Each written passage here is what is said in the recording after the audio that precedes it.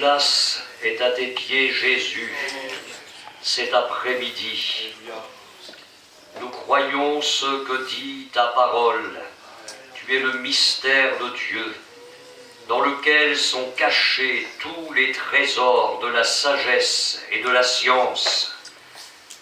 Béni sois-tu de ce que tu es l'image du Dieu invisible, de ce que tu nous as révélé le Père. Tu as dit, celui qui m'a vu a vu le Père. Et nous prions cet après-midi pour que tu nous donnes l'esprit de sagesse et de révélation dans ta connaissance. Ta parole dit que la terre sera remplie de la connaissance de l'Éternel comme le fond de la mer, par les eaux qui le couvrent. En attendant cela, nous voulons, nous, ton peuple, te connaître cet après-midi. La vie éternelle, c'est de te connaître, toi le seul vrai Dieu, et celui que tu as envoyé, Jésus-Christ. S'il te plaît, Seigneur, nous te prions de nous faire entrer dans les choses que l'œil n'a pas vues, que l'oreille n'a pas entendues, qui ne sont pas montées au cœur de l'homme, mais des choses que tu as préparées pour ceux qui t'aiment et que tu révèles par l'Esprit, parce que l'Esprit sonde tout, même les profondeurs de Dieu. Et alors que le monde va s'enfoncer dans les profondeurs de Satan, ta parole le dit, permets-nous, nous ton peuple, d'entrer dans les profondeurs de Dieu de plus en plus. Nous te demandons ta grâce cet après-midi. Oh, que ton esprit se meuve au milieu de nous. Nous te bénissons pour les réunions précédentes et nous croyons que tu vas encore bénir cette réunion-là d'une façon particulière. À toi, Seigneur, soit toute la gloire. Amen.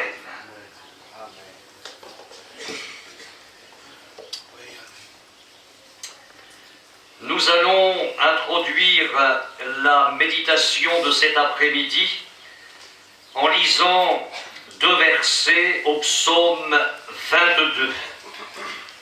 Le psaume 22 est un psaume messianique. Vous savez maintenant ce que cela signifie. C'est un psaume de David. Et ce psaume, incontestablement inspiré d'une façon impressionnante par le Saint-Esprit, débute par ces mots « Mon Dieu, pourquoi m'as-tu abandonné ?» Ce sont les paroles mêmes de Jésus sur la croix. Ce psaume 22 concerne donc le Christ. Et dans ce même psaume, David dit, inspiré par l'Esprit, et ce sont au fond les paroles du Christ, « Et moi, je suis un ver et non un homme, l'opprobre des hommes et le méprisé du peuple. » Nous sommes déjà dimanche après-midi et je ne vous cache pas que nous n'avons fait que contourner le sujet. D'ailleurs, vous l'avez bien compris. Donc le séminaire est loin d'être fini parce que cet après-midi, on entre au cœur du sujet. Les souffrances de Christ. Alors il y a plusieurs volets. Je n'aurai pas le temps de tout voir avec vous d'ici demain matin. Je ne veux pas bâcler les choses, on va y aller tranquillement et on s'arrêtera là où on sera arrivé ensemble. Mais cet après-midi, j'aimerais vous parler des souffrances de Jésus sous cet angle-là, les souffrances qu'il a endurées de la part de son peuple et des chefs de son peuple.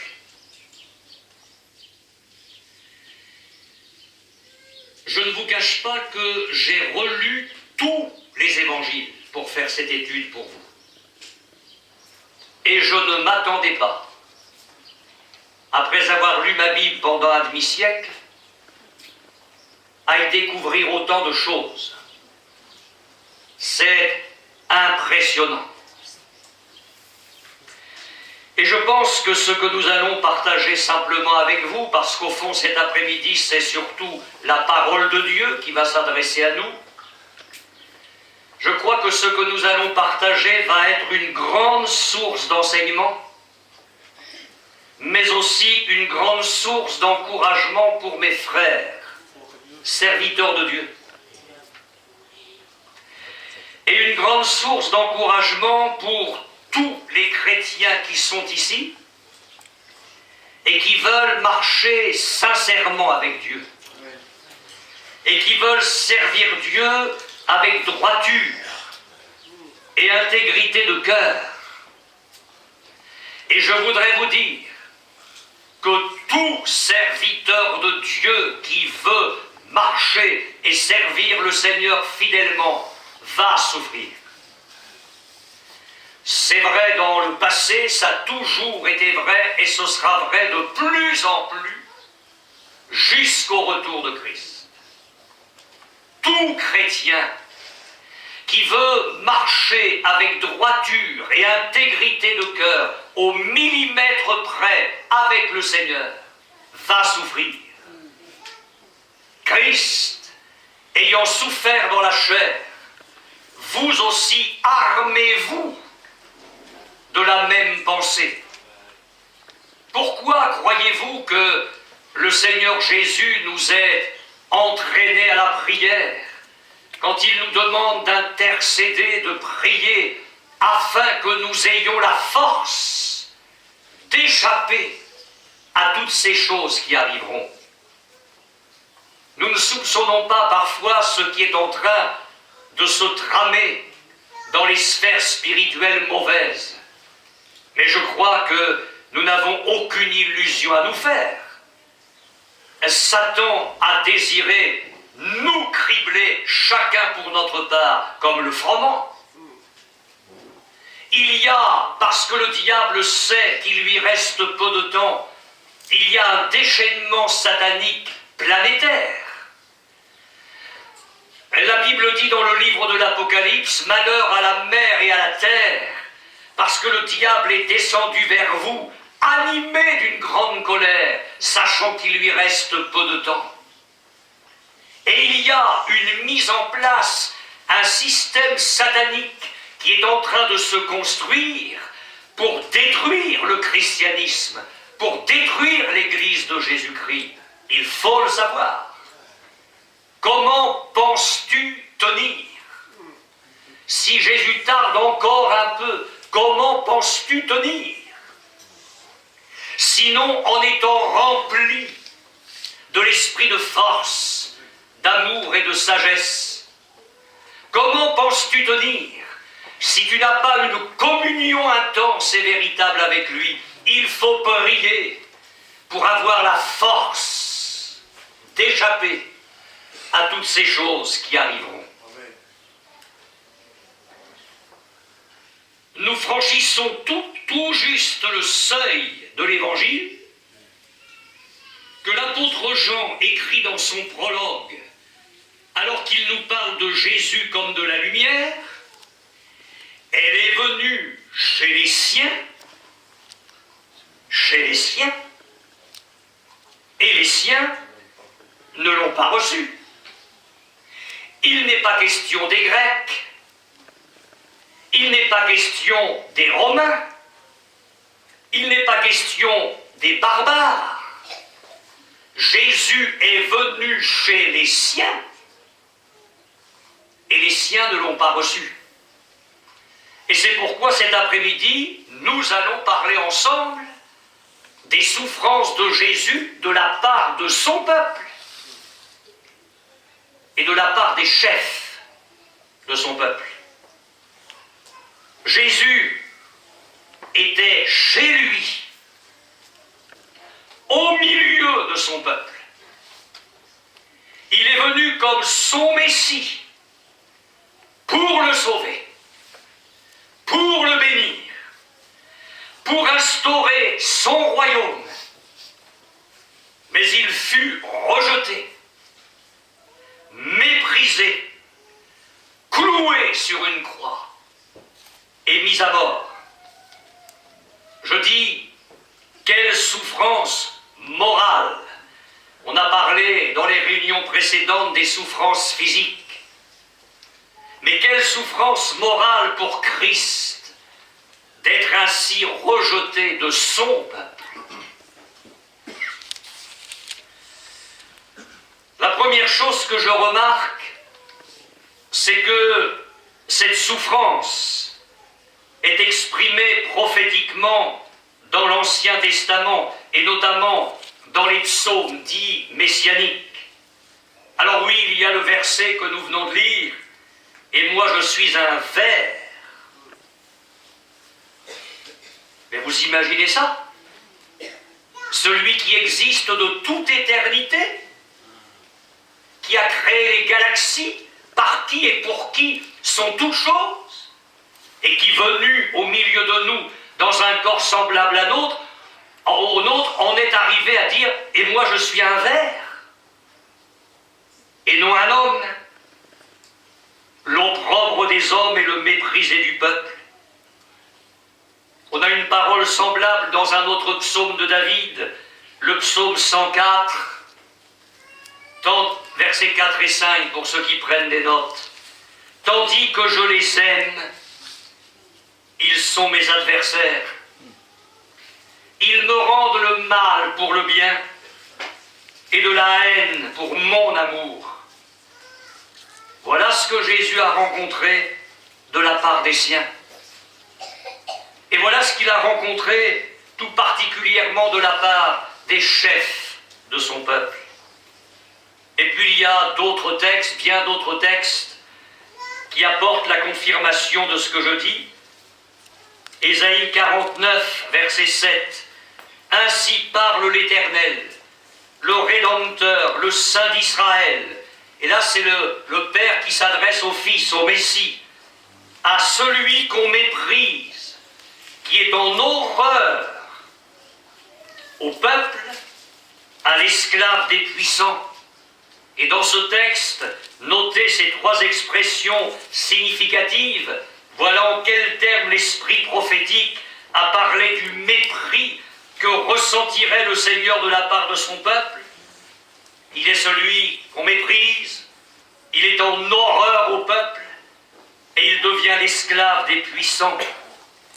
Et nous savons bien que ce texte concerne Jésus, parce que juste avant, il est dit « C'est peu que tu sois mon serviteur pour relever les tribus d'Israël, je t'établis pour être la lumière des nations. » Et quand le vieillard Siméon dans le temple va recevoir l'enfant, le bébé Jésus dans ses bras, il va citer ce texte-là. « Lumière pour éclairer les nations et gloire d'Israël, ton peuple. » Je voudrais vous rappeler le texte dont nous avons parlé hier, ce texte de l'apôtre Pierre, les prophètes qui ont parlé concernant la grâce qui vous était réservée, ont fait de ce salut l'objet de leurs recherches, de leurs investigations, voulant sonder l'époque et les circonstances marquées par l'Esprit de Christ qui était en eux et qui attestait d'avance les souffrances de Jésus et la gloire dont elles seraient suivies. Au-delà de ce que je viens de dire, j'ai noté quelques textes, il y en a beaucoup, j'en ai noté quelques-uns, parlant des souffrances de Jésus, mais d'une manière générale. Par exemple, Jésus dit à ses disciples, « Vous êtes ceux qui ont persévéré avec moi dans mes épreuves. » Jésus parle de ses épreuves. 1 Pierre 3,18. Vous vous rappelez ces versets, je les cite à nouveau exprès. « Christ aussi a souffert une fois pour les péchés, lui juste pour des injustes, afin de nous amener à Dieu. » 1 Pierre chapitre 4 verset 1. Ainsi donc, Christ, ayant souffert dans la chair, vous aussi, armez-vous de la même pensée. 1 Pierre 5 verset 1.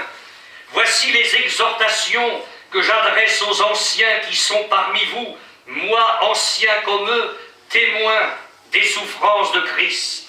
Et puis il y a d'autres textes. Dans la première épître de Pierre, je vais les laisser sous silence pour gagner un petit peu de temps, parce que on parle des souffrances de Jésus d'une manière générale. On fait ça depuis vendredi soir. Mais je vous le dis, on va aller au cœur du sujet et vous allez voir, c'est très, très impressionnant quand on commence à étudier ça dans le détail. Je pense que ce survol des souffrances de Jésus de la part du peuple et des chefs du peuple va nous faire entrer d'une manière plus approfondie dans ce que Jésus a éprouvé dans ce domaine.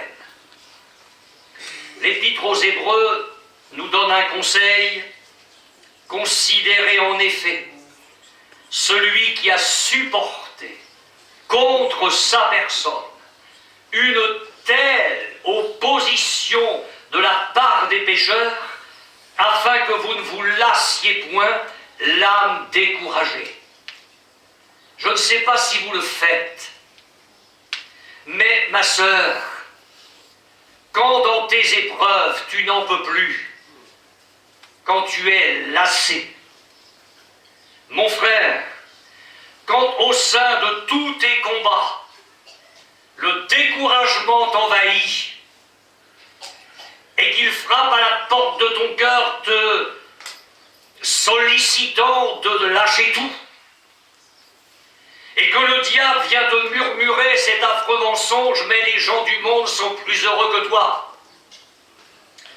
Quand tu passes par toute cette tempête-là, par toute cette tourmente-là, le Saint-Esprit te donne un conseil: considère celui qui a supporté contre sa personne une telle opposition de la part des pécheurs.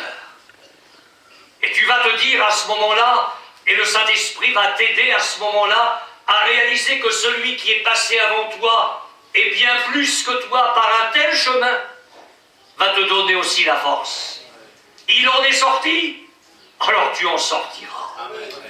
Il a été vainqueur, il te fera triompher.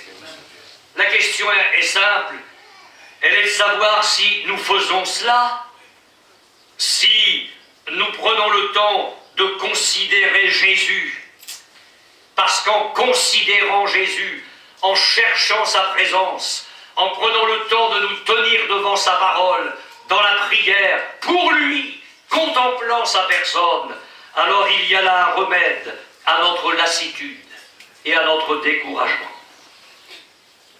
Les souffrances de Jésus de la part de son peuple, elles apparaissent dans les premières pages de l'Évangile, dans la première page de l'Évangile.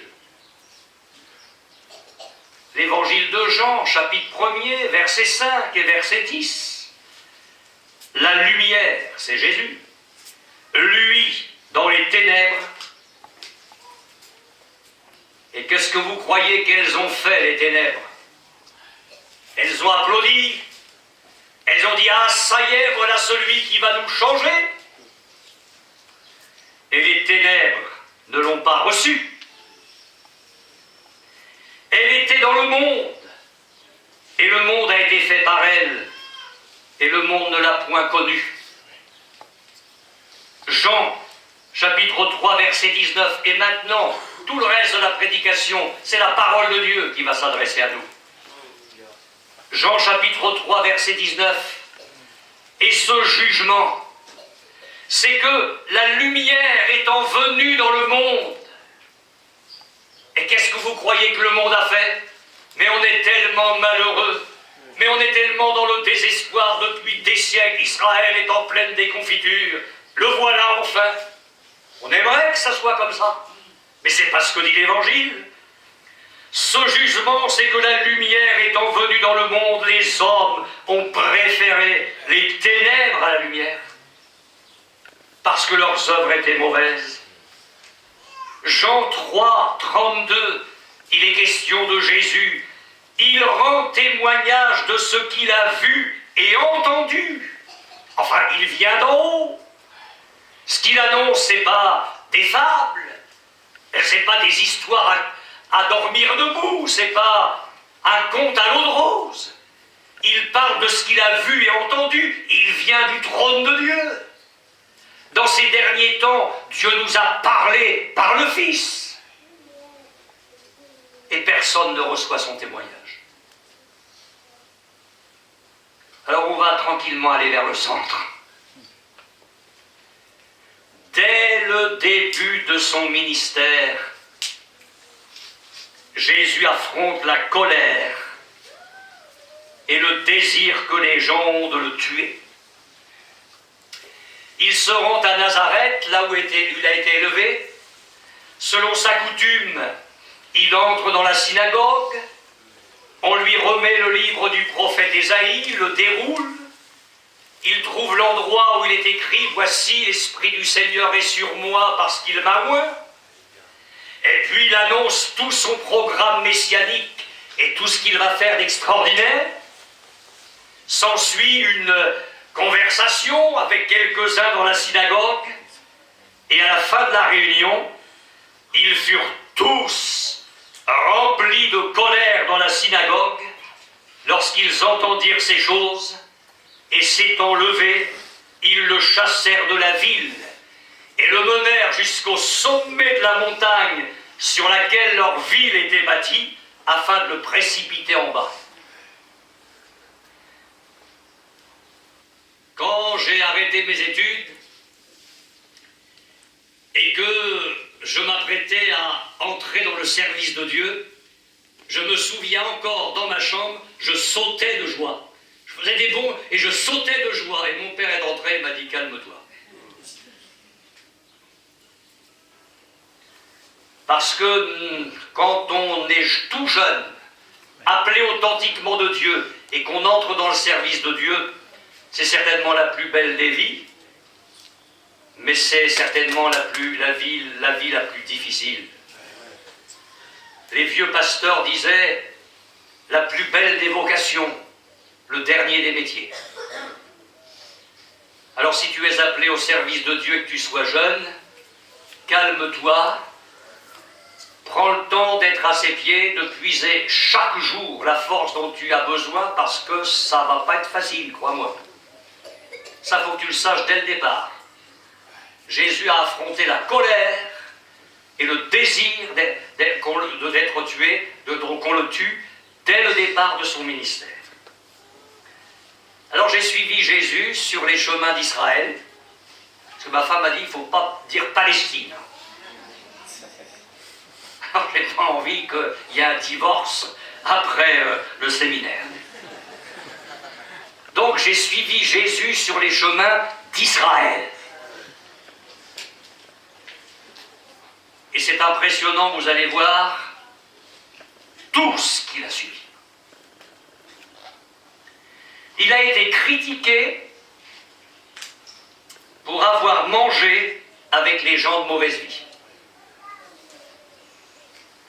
Suite à la conversion de Lévi, vous savez, le péager, le percepteur d'impôts, suis-moi, le gars, il se lève, il plaque tout, là, la table, l'argent, tout, et il suit Jésus. Sa vie est changée, il va devenir Matthieu, l'évangéliste et l'apôtre. Et Matthieu fait un festin chez lui, et il invite ceux de sa corporation, des malhonnêtes, des magouilleurs, enfin, il y en a plein à la maison, il y en a plein autour de la table, et Jésus mange là. Pour approuver ces gens-là? Mais sûrement pas. Mais il faut bien se faire tout à tous, comme disait l'apôtre Paul.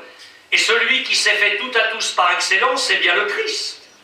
Il a été au milieu de ces gens-là, non pas pour les approuver, ni pour vivre comme eux, mais il est venu là pour leur apporter le message de la grâce de Dieu. Les pharisiens. Là, on est dans les sphères des chefs du peuple. Les chefs de son peuple. Les pharisiens virent cela et ils dirent à ses disciples, ils n'ont même pas le courage de lui dire à lui en face, passe par la bande. Ils dirent à ses disciples, pourquoi votre maître mange-t-il avec les publicains et les gens de mauvaise vie? Je ne voudrais pas que ça vous lasse, mais à chaque fois je suis allé chercher les textes parallèles, parce que je me dis que si Dieu a voulu que les choses soient écrites dans Matthieu, dans Marc, dans Luc, dans Jean parfois, il a ses raisons. Alors la même chose, le même texte dans Marc 2, 16, les scribes et les pharisiens le voyant manger avec les publicains et les gens de mauvaise vie, dirent à ses disciples, pourquoi mange-t-il et boit-il avec les publicains et les gens de mauvaise vie? Texte parallèle dans Luc 5, 30. Les pharisiens et les scribes murmuraient et dirent à ses disciples, pourquoi mangez-vous et buvez-vous avec les publicains et les gens de mauvaise vie? Cette fois, les disciples sont mis dans le même panier que Jésus. Ils s'en prennent à Jésus, mais ils s'en prennent aux disciples. Si nous vivons comme lui, on va être dans le même panier. C'est pour ça qu'il faut aussi nous armer de la pensée de souffrir. Plus tard, Jésus dira, le Fils de l'homme est venu mangeant et buvant, et il dit c'est un mangeur et un buveur. Mais le texte dit c'est un glouton et un ivrogne. On a dit de Jésus c'est un glouton et un ivrogne, un ami des publicains et des gens de mauvaise vie. Le texte parallèle dans Luc 7, 34, le Fils de l'homme est venu mangeant et buvant, et vous dites c'est un mangeur et un buveur, un ami des publicains et des gens de mauvaise vie. Et rappelez-vous, juste avant de parler du mouton perdu, de la drachme perdue, du fils prodigue, l'évangéliste Luc introduit ce récit en disant « Tous les publicains et les gens de mauvaise vie s'approchaient de Jésus pour l'entendre. » C'est magnifique ça. Une réunion d'évangélisation comme ça, c'est magnifique. Pensez-vous, les pharisiens et les scribes, on touche encore les sphères hautes du peuple, du mouvement. Pardon. Les pharisiens et les scribes murmuraient disant « Cet homme accueille des gens de mauvaise vie et mange avec eux. » Petit bonhomme, percepteur d'impôts, sa vie est tordue, il le sait, mais il est insatisfait. Et il entend parler de Jésus, de tout ce que Jésus fait. Et comme Dieu fait bien les choses, Jésus doit passer par son village. Alors il court en avant, il trouve un sycomore, alors les branches sont suffisamment basses, il monte dans le sycomore et il se dit, je vais le voir sans être vu, mais au moins je vais me faire une opinion sur Jésus. Ah ben, il a eu le temps de s'en faire une, parce que Jésus connaît notre nom, notre adresse, là où nous nous cachons, là où nous nous dissimulons, il connaît nos pensées, nos sentiments, nos magouilles financières, il connaît nos recherches, le vide de notre cœur, il connaît tout. Alors Jésus s'arrête au pied du sycomore, il lève les yeux, là il y a eu une crise d'hypertension chez Zachée. C'est pas facile à dire, vous allez voir les prédicateurs. Entraînez-vous à dire ça. Il est allé loger chez Zachée, on en reparle.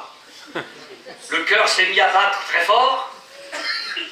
Zachée, hâte-toi de descendre, il faut que je demeure aujourd'hui dans ta maison. Et Zachée descend, il reçoit Jésus avec joie, et il dit, je donne aux pauvres la moitié de mes biens. Vous avez déjà vu un capitaliste qui fait ça? Et j'aime bien la suite. Si j'ai fait tort de quelque chose à quelqu'un, s'il le dit, c'est qu'il avait des raisons de le dire, je lui donne 4 fois plus. Et que dit Jésus? Le salut est entré aujourd'hui dans cette maison. Et bien sûr que vous sauriez et vous dites Alléluia. Mais ils n'ont pas dit. Tous les publicains et les gens de mauvaise vie s'approchaient de Jésus pour l'entendre. Et quand il sauve Zachée, voyons cela tous, oh là là, une unanimité, tous murmuraient et disaient, il est allé loger chez un homme pécheur, mais ils l'étaient tous. Mais pour qui se prenaient ceux-là? Pour qui se prenaient? Parce qu'ils étaient mieux que Zachée. Jésus voulait apporter la grâce Quelle incompréhension de la part des chefs de son peuple et quelle souffrance pour lui. Ça s'est passé à Montbéliard, il y a des années en arrière. Je ne sais pas exactement comment les choses se sont faites au départ, mais le Seigneur a suscité une puissante vague d'évangélisation parmi les hippies. C'était la période des hippies, les cheveux jusque-là, les chemises à fleurs. Katmandou, la drogue, les voyages en Europe, en Inde, la musique, excusez-moi, la débauche sexuelle, tout. Et voilà que dans les réunions du pasteur Alfred Jitnard à Montbéliard se pointe cette bande de hippies, les cheveux comme des tignasses de papou. Ils sont là, ils écoutent l'évangile, au moment de l'imposition des mains, ils arrivent les uns derrière les autres, un gars, une fille, un gars, une fille, un chien. Oui, oui, c'est pas des handicks, je sais tout ça. Un chien qui était là aussi, attendant l'imposition des mains, non mais, est-ce qu'il venait avec son maître? Certains pasteurs auraient dit, ici c'est une église. C'est une église. Mais le pasteur Jitnard avait un cœur de berger. Alors il les a pris comme ça. Il mettait les doigts dans la tignasse des papous là, pour leur imposer les mains. Il les a supportés, se sont convertis. Alléluia. J'ai vu les photos du service de baptême. Comme quoi M. Jitnard avait beaucoup de sagesse.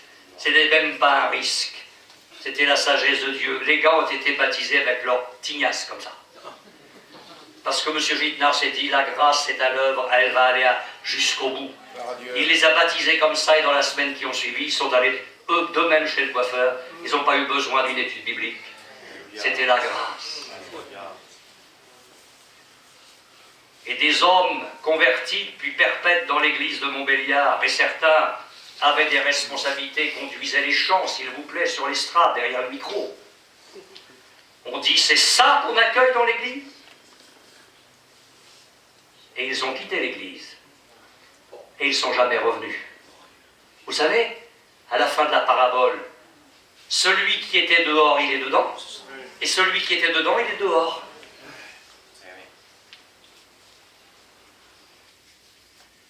Il faut s'apprêter à ces souffrances-là. Parce que je me dis que les bien-pensants, les souliers vernis, les smokings, qui cachent la pourriture, cela risque peut-être de rester dans leur pourriture. Et Dieu va amener des prostituées. Il va amener des voyous. Et ça ne va sûrement pas sentir bon dans nos réunions. Ni physiquement, ni moralement. Mais il ne faut pas oublier d'où nous venons. Amen. Il ne faut pas oublier la purification de nos anciens péchés. Et quand vous allez les voir arriver, ces gens-là, de votre peuple, ne commettez pas l'erreur de critiquer vos pasteurs qui vont les accueillir, qui vont prendre du temps, qui auront peut-être moins de temps pour vous. Vous apprendrez à soigner vos petits bobos personnellement, parce qu'il y aura des urgences. Il y aura des soins d'urgence, il y aura le SAMUR spirituel. Et ne critiquez pas vos pasteurs, parce qu'ils seront dans ce moment-là les employés de la grâce de Dieu. À Caen, j'ai vu un gars arriver un jour, une belle tignasse, et qui plus est, les cheveux teints en rouge. Mais rouge, hein. Tous les cheveux rouges. Je dis bon, ben au moins il y a de la couleur dans la réunion. Alors il a suivi les réunions. Et puis Laurent s'est converti.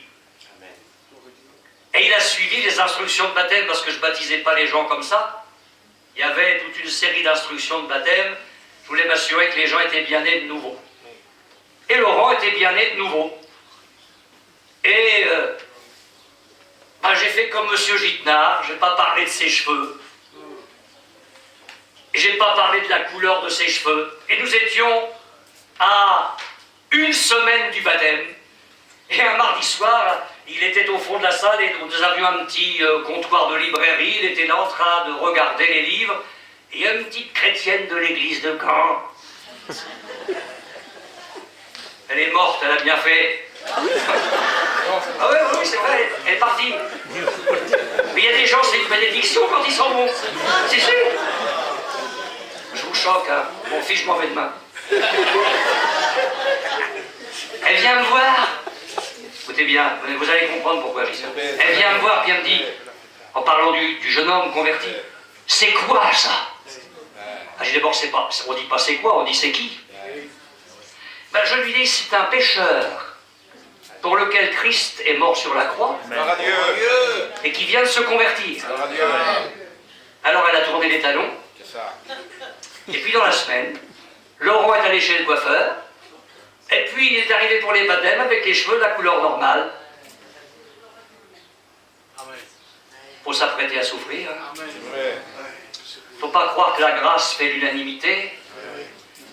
Et dans les moments où mes frères vont souffrir, pour les mêmes raisons, vous vous souviendrez de ce séminaire. Et vous direz, Jésus est passé par là. On a dit que c'était un glouton. On a dit que c'était un ivrogne. Parce qu'il est allé les chercher là où ils étaient. Alléluia. Et si lui l'avait pas fait, c'est sûrement pas les pharisiens qui l'auraient fait. Ce ne sont sûrement pas les chefs du peuple qui l'auraient fait. Ils étaient tellement bien, ceux-là. Les moqueries.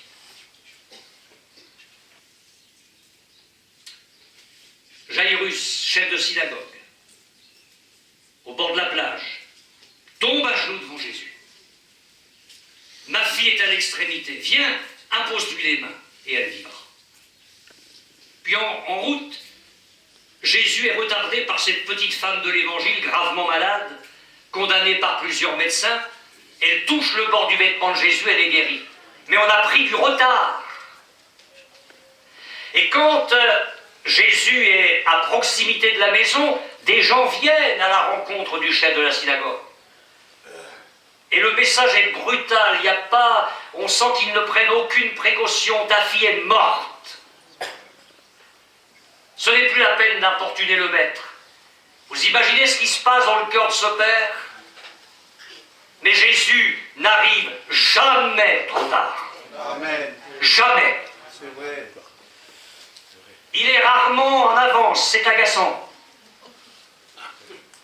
Mais il n'est jamais en retard. Il arrive, Lazare est là depuis 4 jours. Et alors? La fille de Jairus vient de mourir. Et alors? On est à la 4e veille de la nuit, c'est la dernière. Et alors? Du moment qu'il est là, Lazare va ressusciter, la fille de Jairus va ressusciter, et la tempête, il va la calmer. Bien sûr, ça aurait été mieux à la première veille, mais Jésus sait ce qu'il fait.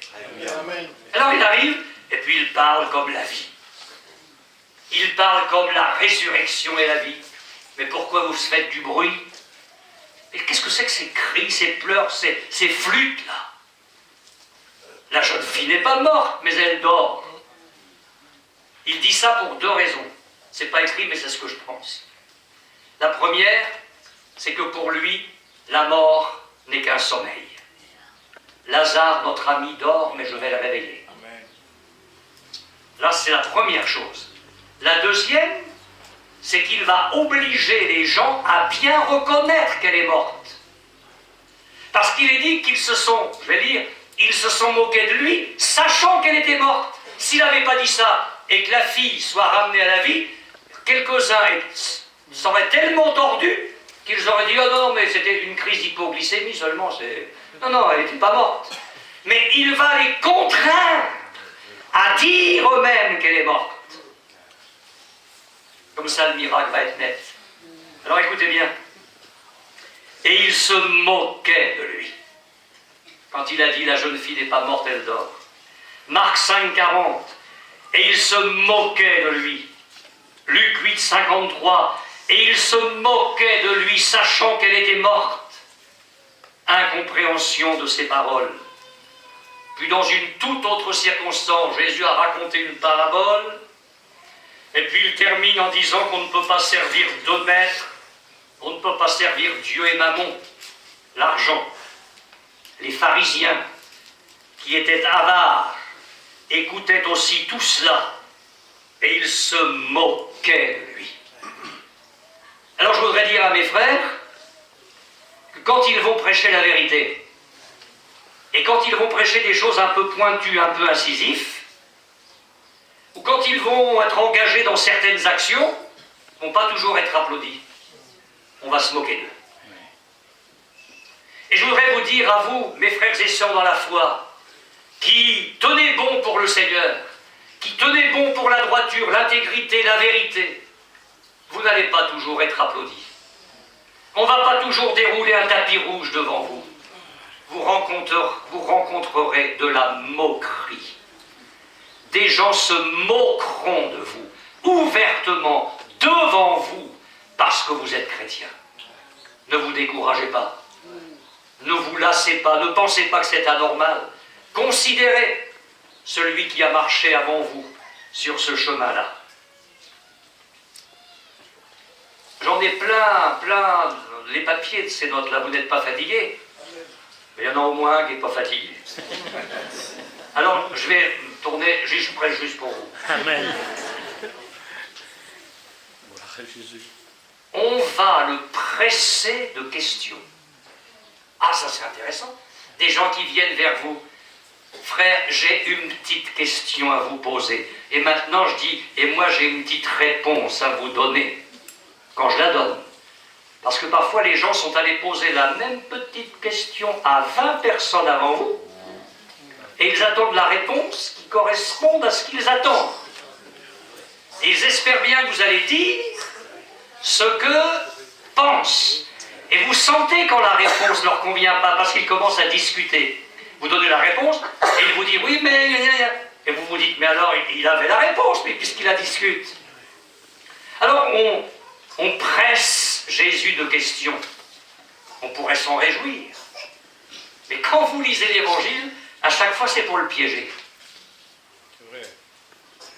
Marc 10, 2.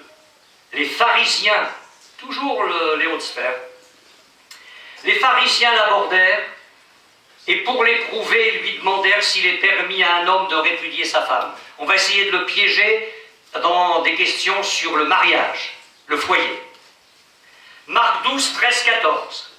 Ils envoyèrent auprès de Jésus quelques-uns des pharisiens et des hérodiens afin de le surprendre par ses propres paroles, et il va lui dire, est-il permis ou non de payer le tribut à César? Devons-nous payer ou ne pas payer? On va essayer de le piéger dans le domaine des relations sociales, dans le domaine des soumissions à l'autorité, l'impôt. Marc 12, 18. Alors celle-là, je l'aime. Les Sadducéens qui disent qu'il n'y a point de résurrection vinrent auprès de Jésus et lui firent cette question, Maître, et alors ils ont trouvé un fait divers. Alors là, je ne sais pas où ils sont allés chercher ça, mais franchement, là c'est costaud. Une femme qui a eu un mari, il meurt. Alors selon la loi, elle prend le frère, il meurt, elle prend le frère. Elle a été mariée 7 fois. Ils arrivent vers Jésus, la tête enfarinée. Eux, ils ne croient pas à la résurrection. Elle en a eu 7. Alors, à la résurrection, avec la femme de qui? Elle en a eu 7. Vous croyez que c'était pour être éclairé dans la vérité? C'était pour piéger Jésus. Marc 12, 28. Un des scribes qui les avait entendus discuter, sachant que Jésus avait bien répondu aux Sadducéens, s'approcha et lui demanda quel est le premier de tous les commandements. Mais cet homme-là n'est pas intéressé par la parole de Dieu. Il veut piéger Jésus. Luc 10, 25. Un docteur de la loi se leva et dit à Jésus pour l'éprouver, Maître, que dois-je faire pour hériter la vie éternelle? Mais lui non plus, il n'est pas intéressé vraiment, puisqu'il vient pour l'éprouver, et c'est ce qui va justifier la parabole du Samaritain. Luc 11, 53, 54. Quand il fut sorti de là, les scribes et les pharisiens commencèrent à le presser violemment et à le faire parler sur beaucoup de choses, lui tendant des pièges pour surprendre quelques paroles sorties de sa bouche, les tordus. Ils sont là, grouillant autour de lui. Ils prennent un masque, ils font semblant de s'intéresser. Ils posent des questions qui apparemment tiennent debout, mais le fond, c'est qu'ils veulent le piéger. Les souffrances de Jésus dans son ministère. Le texte de Matthieu 22, 18, Jésus, connaissant leur méchanceté, répondit « Pourquoi me tentez-vous, hypocrite ?» Le texte parallèle de Marc 12, 15, Jésus, connaissant leur hypocrisie, leur dit. Et puis j'ai relevé ce texte dans Luc 20, 20. Ils se mirent à observer Jésus et ils envoyèrent des gens qui feignaient d'être justes pour lui tendre des pièges et saisir de lui quelques paroles afin de le livrer aux magistrats et à l'autorité du gouverneur. On vient là, on fait semblant de s'intéresser, d'être juste, on pose une question, et si jamais on a la réponse qu'on attend, on fait un dossier contre lui. On amène ça devant les autorités et on le liquide, depuis le temps qu'on attend ça. Il est passé par tout ça. On lui amène une femme surprise en flagrant délit d'adultère. Alors, Jean 8, 3, 6, 3 et 6. Alors les scribes et les pharisiens amenèrent une femme surprise en adultère. Et là, le piège est énorme. Maître, Moïse dans la loi nous a ordonné de lapider de telles femmes. Alors toi, qu'est-ce que tu dis? S'il dit, lapidez-la, pour être en accord avec la loi, comment est-ce qu'il va prêcher la grâce? Et s'il dit, non, non, il n'est pas question de la lapider, je suis venu apporter la grâce, il se met en porte-à-faux par rapport à la loi. Donc de toute façon, il est piégé.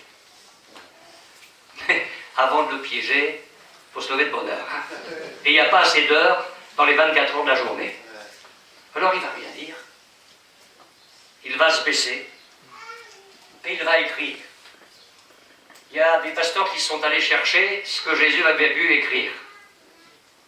Moi, je me garderais bien de le dire parce que je ne sais pas. Mais enfin, eux savent. Alors, je vais vous dire, il y a un texte dans l'Ancien Testament qui dit qu'il écrit à terre nos iniquités. Je ne sais pas s'il a écrit les péchés des uns et des autres. Pensez pas que ça soit ça, j'en sais rien. Et à la vérité, c'est pas ça qui nous intéresse. Alors, mais eux ne sont pas satisfaits, alors ils continuent à le presser. Mais qu'est-ce qu'on fait avec elle? On la lapide ou on la lapide pas? Qu'est-ce que tu dis? Bah, que celui de vous qui est sans péché prenne le premier la pierre et la jette. Il continue à écrire. Et là, il se passe quelque chose qui échappe à la loi. Je ne dis pas qui échappe à la grâce, mais qui est là, venant du ciel. C'est l'action du Saint-Esprit dans les consciences. Et là, ils se sont dit, bon, cette fois, la balle nous revient en plein cœur. Parce que le connaissant, s'il y en a un qui jette la pierre, il va dire comment tu la jettes, mais il y a ça, il y a ça et ça dans ta vie. Alors le plus vieux est parti. Vous savez pourquoi? Parce que ça s'est passé comme ça. Parce que plus vous vieillissez, plus vous en avez sur la conscience. Ah oui. Ah oui. Donc ce sont les plus âgés qui sont partis les uns après les autres jusqu'au dernier. Et j'aime bien le récit de l'évangile de Jean. Et Jésus, ou la femme, resta là au milieu. Au milieu de quoi? Il n'y avait plus personne. Le cercle qui l'entourait pour la condamner avait été dynamité par l'esprit de grâce de Jésus. Je ne te condamne pas non plus. Va et ne pêche plus. Mais en attendant, il a été serré de très près pour être piégé. Continue un tout petit peu. C'est l'espagnol, ça? Hey. Incompréhension spirituelle. Gloire à Jésus. À propos des fameux Sadducéens et de la femme qui a eu cette Marie, Jésus leur répondit, vous êtes dans l'erreur, parce que vous ne comprenez ni les Écritures, ni la puissance de Dieu. Mais quelle souffrance chez Jésus de découvrir que chez ces hommes-là, il n'y avait aucune connaissance et aucune compréhension des Écritures. Le texte parallèle dans Marc 12, 24, Jésus leur répondit, n'êtes-vous pas dans l'erreur parce que vous ne comprenez ni les Écritures, ni la puissance de Dieu? Et puis dans Marc 12, 27, il dit à nouveau, vous êtes grandement dans l'erreur. Quand il dit qu'il est le pain de vie, et qu'il dit, si vous ne mangez la chair du Fils de l'homme et si vous ne buvez son sang, vous n'avez pas la vie en vous-même. Je suis le vrai pain de vie. Là-dessus, Jean 6, 52, les Juifs disputaient entre eux, disant, comment peut-il nous donner sa chair à manger? Ils n'ont rien compris. Pour eux, c'était terre à terre, ils pensaient qu'il fallait qu'ils mangent Jésus. Mais quelle souffrance chez lui de voir qu'il prêchait la parole de Dieu et que des gens n'y comprenaient rien. Heureusement que ça n'arrive jamais quand on prêche. Les gens comprennent tout. Enfin, on espère. Mais quelle souffrance chez Jésus. Et puis là, on descend, parce que ça c'est un aperçu, maintenant on va plus loin, vous allez voir. Plus on approche de la croix, plus c'est terrible. Gardez bien en mémoire qu'on parle de Jésus. On le traite de samaritain. Mais c'est un terme injurieux pour un juif à ce moment-là. Il vient de parler de sa divinité, de son égalité avec le Père. Il fait les œuvres du Père. Sa doctrine n'est pas de lui. Elle vient d'en haut, elle vient du Père. Les Juifs lui répondirent, n'avons-nous pas raison de dire que tu es un samaritain? Je ne sais pas si on vous a déjà maltraité. Mais enfin, on a dit de Jésus que c'était un samaritain. Alors quand des gens auront des propos vis-à-vis de vous, vous n'allez pas dire tu sais à qui tu parles, moi je suis un chrétien, arrête ou t'en prends une. Vous n'allez pas dire vous vous calmez, je suis pasteur. Il injurie, c'est son problème. Elle a des mauvais propos, elle se débrouillera un jour avec le Seigneur. Mais c'est pas tout. On ne l'a pas seulement traité de samaritain. Écoutez bien, parce que ça va vous encourager. On l'a traité de fou. Enfin, Jésus. On l'a traité de fou. Jean 10, 20. Plusieurs d'entre eux disaient, il est fou. Pourquoi l'écoutez-vous? Et même ses proches, à un moment donné, ne savaient pas trop, hein. Marc 3, 21, les parents de Jésus ayant appris ce qui se passait, parce qu'il y avait tellement d'allants et de venants qu'ils n'avaient même plus le temps de manger, ils vinrent pour se saisir de lui, car ils disaient, il est hors de sens. Et parfois, quand on est dans le ministère et qu'on subit des attaques, des critiques, des moqueries, on se dit, mais si le Seigneur bénit mon ministère, ça va les calmer. S'il y a des guérisons, s'il y a des miracles, je vais avoir le dessus. Eh bien, il faut remballer nos illusions. Écoutez bien. On amène à Jésus un démoniaque muet. C'est-à-dire que la personne ne parle pas parce qu'un démon est en elle et l'empêche de parler. Jésus chasse le démon. Et le muet se met à parler.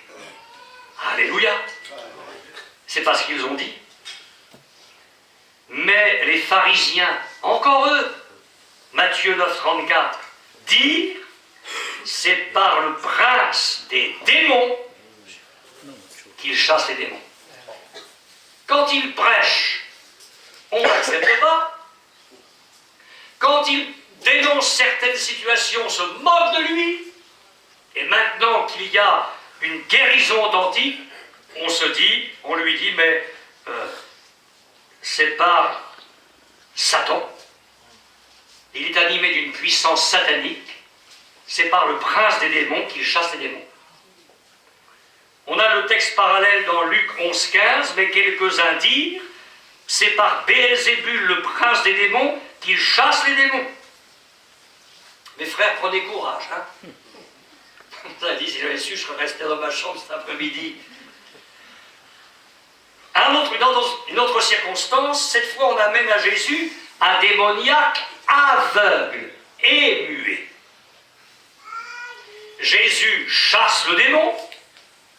Immédiatement, cet homme voit et parle.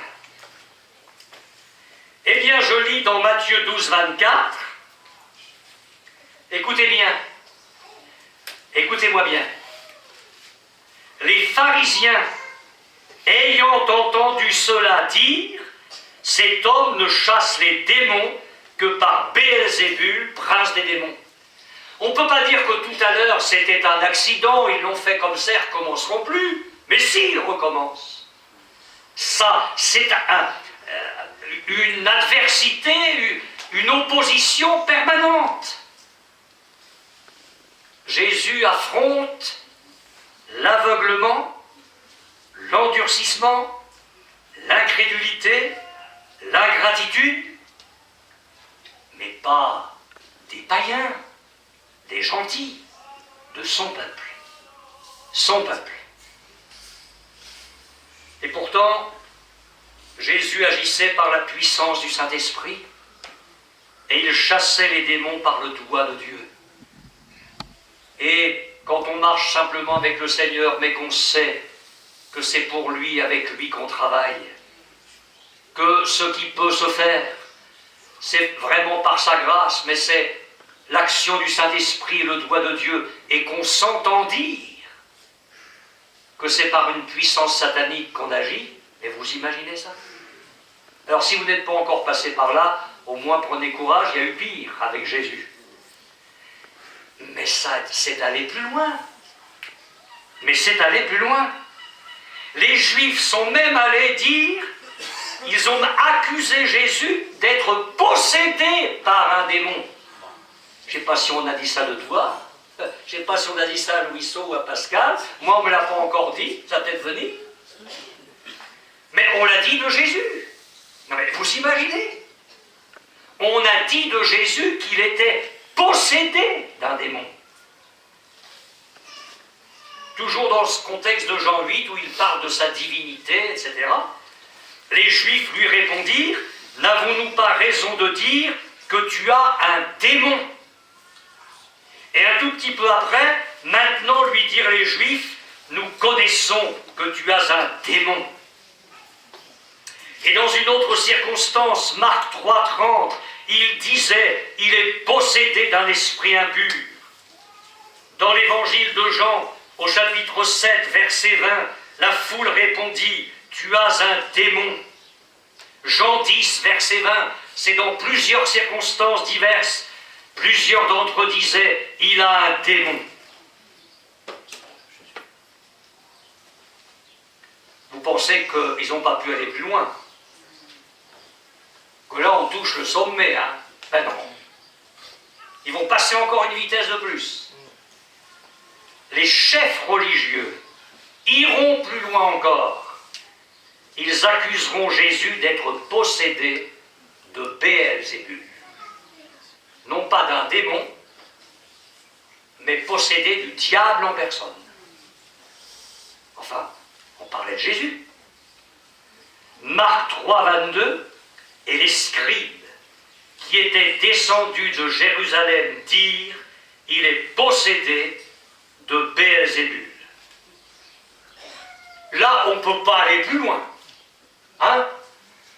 Bon, il chasse les démons par un démon, il a un démon, il est possédé du prince des démons. Eh bien si, il y a encore un palier.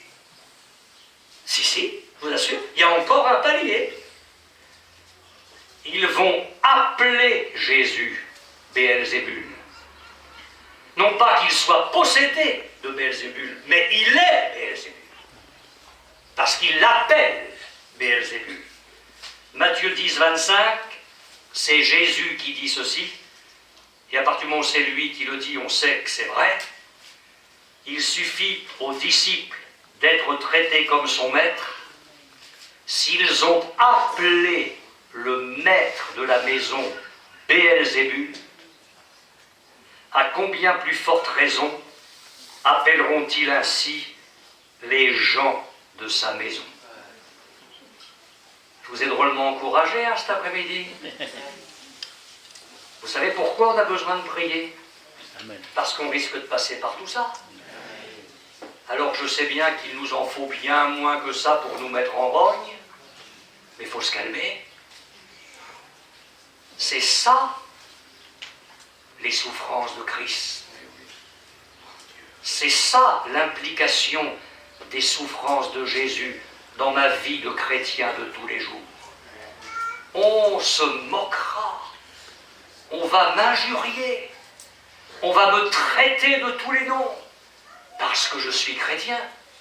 Si encore c'était dans le monde, mais dans ma famille inconvertie, là, parmi mes proches, dans ma maison, parmi...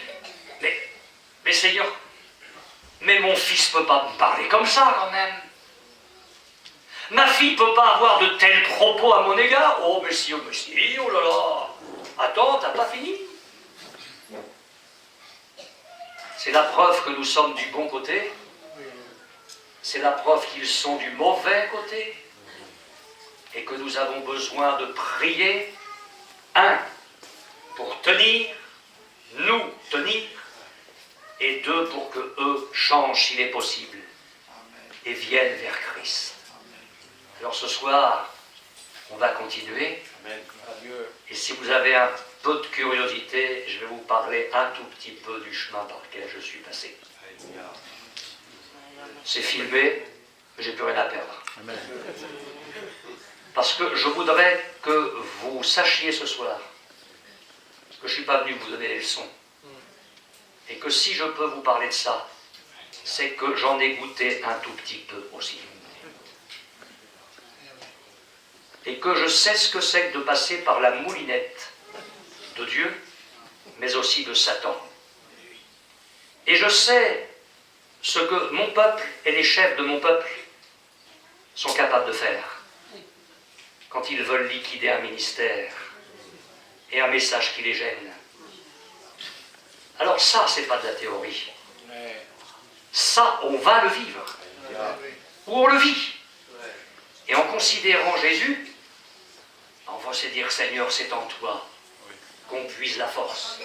On ne vous dit pas que c'est facile, hein, parce que je vous promets qu'il y a des moments de plongée. La citerne de Joseph, dans la citerne de Joseph, il n'y a pas de téléphone. Il n'y a pas d'iPhone, 7, 8, 10, 25. Dans la citerne de Joseph, il n'y a pas Internet. Dans la citerne de Joseph, c'est curieux, mais il n'y a personne. Il n'y a qu'une chose que vous pouvez faire dans une citerne sans eau, c'est de lever la tête et vous voyez le ciel. C'est déjà pas mal. Mais en attendant qu'on vous sorte de là, c'est la seule chose que vous pouvez faire. Et quand on vous sort de la citerne, quel bonheur!